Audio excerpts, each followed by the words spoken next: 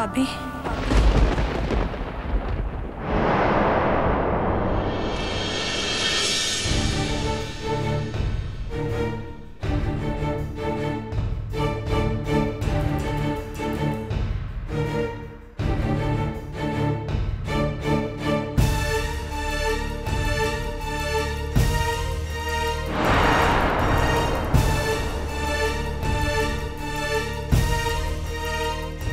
তুমি হঠাৎ?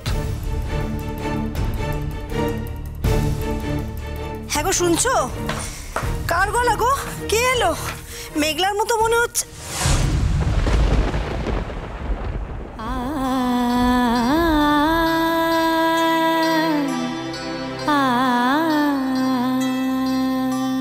একা মেঘলাই আসেনি আন্টি, আমিও ওর সঙ্গে এসেছি।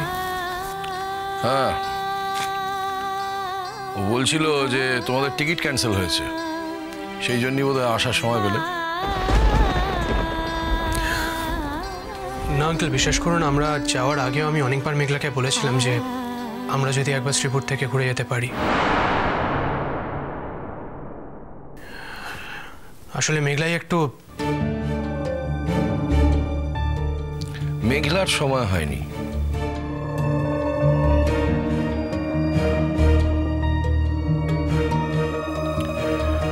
মৌয়া, তোমার মেয়ে জামাইকে আপ্যায়ন করার মতন বাড়িতে ব্যবস্থা আছে তো?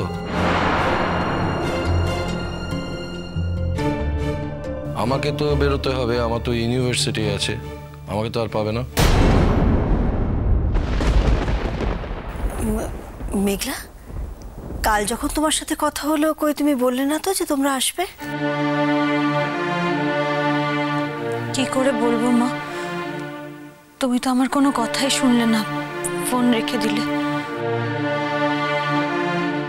হ্যাঁ মানছি, আমি ফোনটা রেখে দিয়েছিলাম, কিন্তু তুমিও তো ঘুরিয়ে ফোন করনি মেঘলা।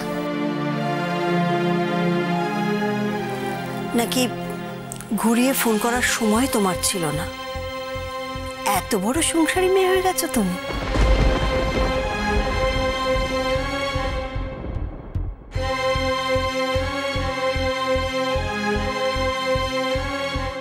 আন্টি, আমরা আসলে আপনাদেরকে একটা সারপ্রাইজ দিতে চাইছিলাম।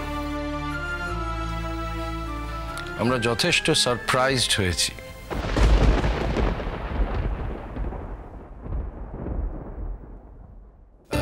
জাগে, এসো বসো। গুরুজি নেহাত এখানে নেই, তা না হলে আমি বলতাম গুরুজির বাড়িতে গিয়ে একবার প্রণাম করে এসো। হ্যাঁ আঙ্কেল, আমরা এখন আসার সময় ওনার বাড়ি হয়ে আসছি।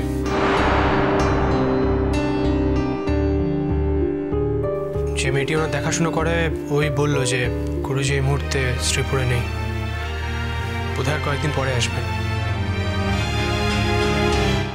ও, এখানে আসার আগেই তোমরা গুরুজির বাড়িতে গিয়েছিলে?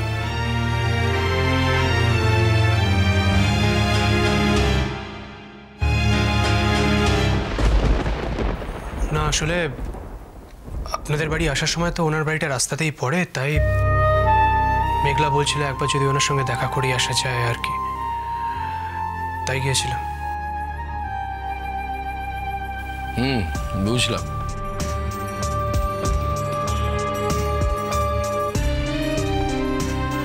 আসলে বাবি, আমরা ভেবেছিলাম গুরুজি যদি বাড়িতে থাকেন তাহলে ওনাকে নিয়ে আসবো একবারে। উনি যদি আসতে চাইতেন তাহলে আসতে পারতেন, কিন্তু যদি ওনার ক্লাস থাকতো, অন্য কোনো কাজে থাকতেন, তাহলে তোমাদের বসেই রাখতো ওনার কাছে। ইন দ্যাট টাইম আমার বেরিয়ে যাওয়ার সময় হয়ে যেত, ইউনিভার্সিটিতে চলে যাওয়ার সময় হয়ে যেত। সেটা বড় কথা নয়, আমার সঙ্গে দেখা না হলেও হতো।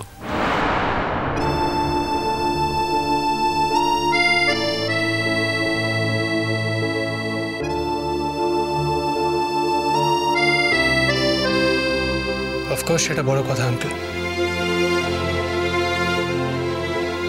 আমরা কিন্তু আপনার সঙ্গে, মানে আপনাদের সঙ্গে দেখা করতেই শ্রীপুরে এসেছি।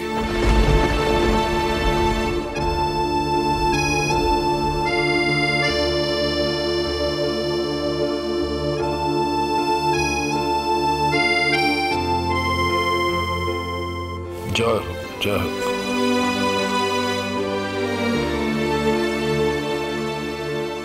কেমন আছেন আন্টি? থাক থাক বাবা থাক, কথায় কথায় তো প্রণাম করতে হবে না, থাক ভালো থাক।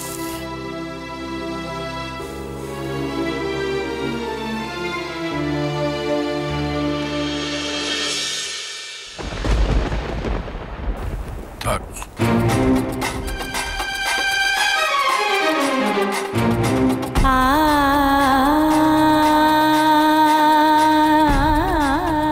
এত পায়ে মাথা ঠেকানোর কিছু হয়নি। বাবা, প্রণাম করতে না বললাম বলে সত্যি সত্যি হাত গুটিয়ে নেওয়া হলো। না, এই কথাটা দেখছি দিদি ভুল বলেনি। মেঘলা সত্যি সত্যি বলতে গেছে।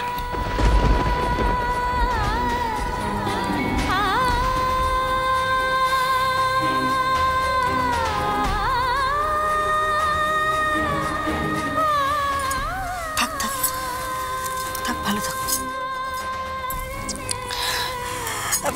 তোমরা একটু বসো, আমি তোমাদের জন্য কিছু একটু খাবার। আন্টি থাক না, তেমন কোনো তাড়া নেই, আপনি একটু পরেই নয় যান। ওর তো কোনো অসুবিধা নেই, ওর পরে হলে হবে।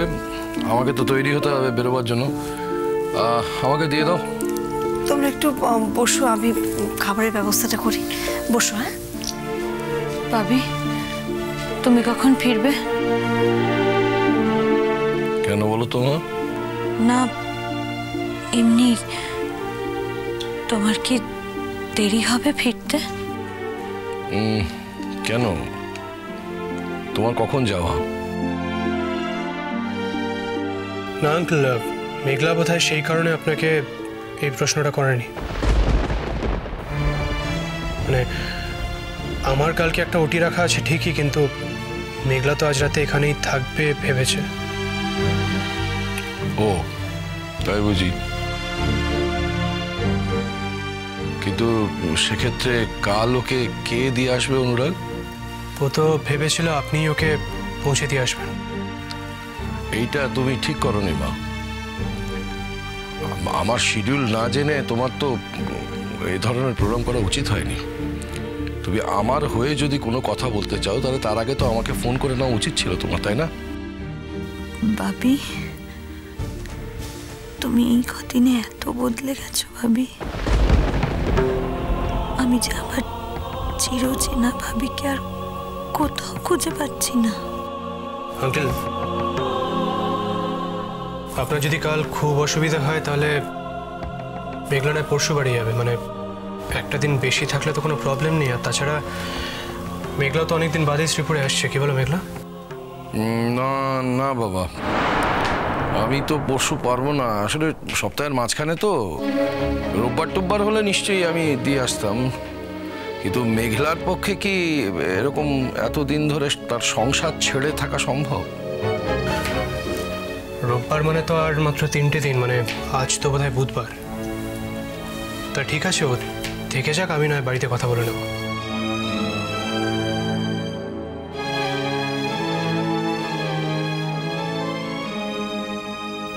যে মেয়ে বাবাকে অলমোস্ট ভুলে গেছে, তার আমার কাছে থাকার মেয়াদ বাড়ানোর জন্য এই বয়সে আমি একটা কৌশল করে ফেললাম। আমি কিন্তু যে কোনো দিনই ওকে পৌঁছে দিতে পারতাম। কতদিন মেয়েটার রেওয়াজ শুনিনি, কতদিন মেয়েটার সঙ্গে মন খুলে দুটো কথা বলিনি। যত অভিমানী হোক আমার মেয়ের উপর, মেয়েটা কাছে থাকলে কি আর সেসব মনে থাকতো? থাক ভাবি, থাক। তুমি যখন আমার ব্যাপারে এত উদাসীন, আমি থাকলে কিংবা না থাকলে তোমার কিচ্ছু যায় আসে না, তখন আমিই বা কেন থাকতে যাব? থাকবো না তো, কিছুতেই আমি তোমার কাছে থাকবো না ভাবি। একদিক দিয়ে কিন্তু ভালোই হলো, বলো মেঘলা? না মানে একদিন থাকবে ভেবে এসেছিলে, তার জায়গায় 3 দিন থাকা হবে। Good, isn't it? আমি তো 3 দিন থাকবো না অনুরাগ।